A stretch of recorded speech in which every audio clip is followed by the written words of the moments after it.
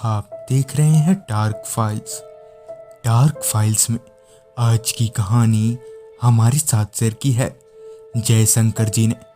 तो चलिए बढ़ते हैं जयशंकर जी की भेजी गई कहानी की ओर।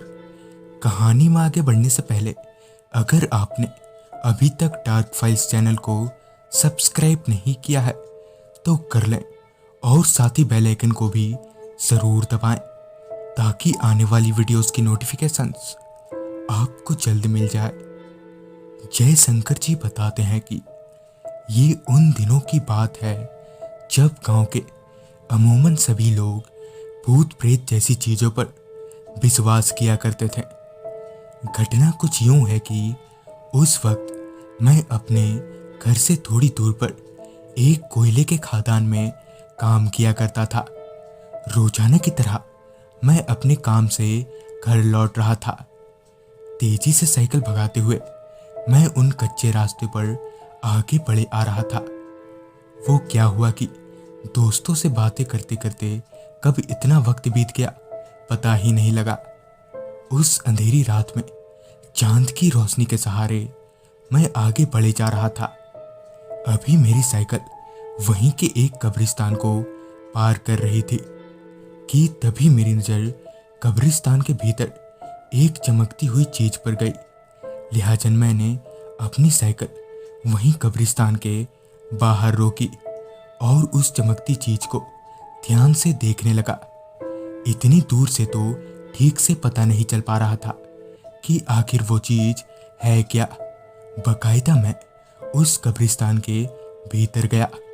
उस अंधेरी रात में कब्रिस्तान के भीतर कुछ साफ साफ दिख नहीं रहा था सिवाय उस चमकती हुई चीज के। लिहाजन मैं अभी उस चमकाहट की तरफ बढ़ ही रहा था कि तभी मुझे ऐसा लगा कि किसी ने मुझे पीछे से छूकर गुजरा हो। मैंने पीछे पलटकर देखा तो वहां सिवाय खामोशी के कोई भी नहीं था।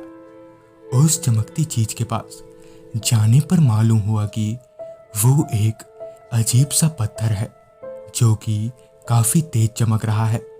मैंने उस पत्थर को अपने हाथ में लिया कि तभी मुझे किसी की आवाज आई, उसे वहीं रख दो।